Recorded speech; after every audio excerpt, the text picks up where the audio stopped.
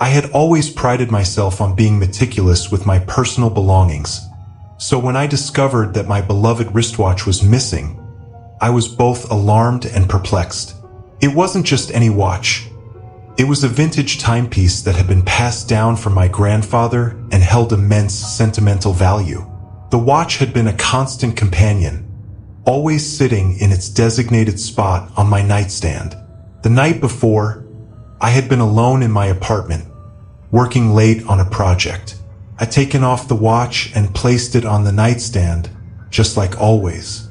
By the time I went to bed, everything was in order.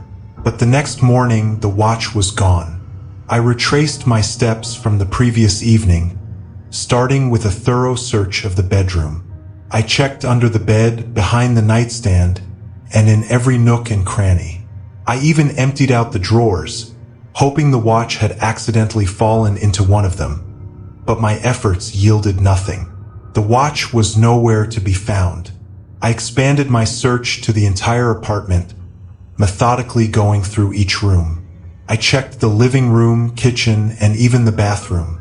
I looked in every conceivable place, but there was no sign of the watch.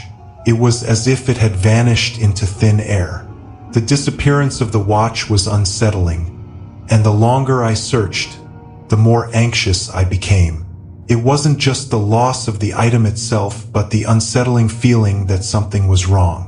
The watch was a constant presence in my life, and its absence left a void that felt more profound than simply missing an object. I began to consider alternative explanations. Had someone broken into my apartment while I was asleep? I reviewed the security footage from the previous night, hoping to find some clue. The camera showed me working at my desk, then heading to bed.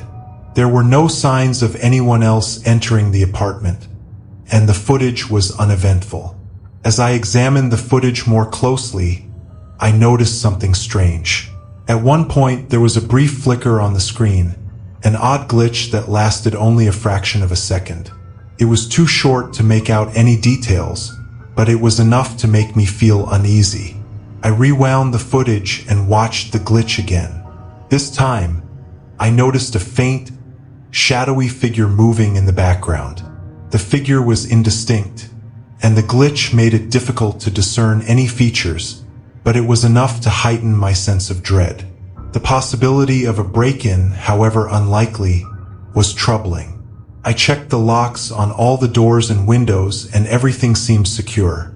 There were no signs of forced entry, and nothing else appeared to be out of place. It was as if the watch had simply disappeared without leaving any trace. The more I thought about it, the more the situation bothered me. I couldn't shake the feeling that someone had been in my apartment, even though there was no concrete evidence to support it. The thought of an intruder, someone who could have been watching me, was deeply unsettling. I decided to take a break and went for a walk to clear my head. As I wandered through the city streets, I tried to make sense of the situation. I replayed the events of the previous night in my mind, trying to find any detail I might have missed, but nothing seemed out of the ordinary. I had been alone, and there were no unusual occurrences to report. When I returned home, I was still no closer to solving the mystery of the missing watch. The absence of the watch and the strange glitch on the security footage continued to gnaw at me. I felt a growing sense of paranoia and unease, as if something was amiss in my otherwise safe and familiar environment. As the days went by, the feeling of unease persisted. The missing watch was a constant reminder of the unsettling events. I kept the security footage under close review, hoping to catch any unusual activity, but the footage remained uneventful. The glitch, though disturbing, did not provide any further clues. The absence of the watch also affected my daily routine. I found myself constantly glancing at my empty wrist, feeling a pang of loss each time. The watch had been more than just a timepiece. It had been a connection to my grandfather and a symbol of continuity in my life. Its loss left a void that was difficult to fill. One evening, as I was sitting in the living room, I received a phone call from an old friend who wanted to catch up. During our conversation, I mentioned the missing watch and the strange events surrounding its disappearance. My friend listened intently and then suggested that I consider the possibility of an accidental misplacement rather than an intrusion. They reminded me of the stress and distractions of the past few weeks, which might have led to oversight. The idea made sense, and I decided to recheck every possible location once more, starting with the areas I had previously overlooked.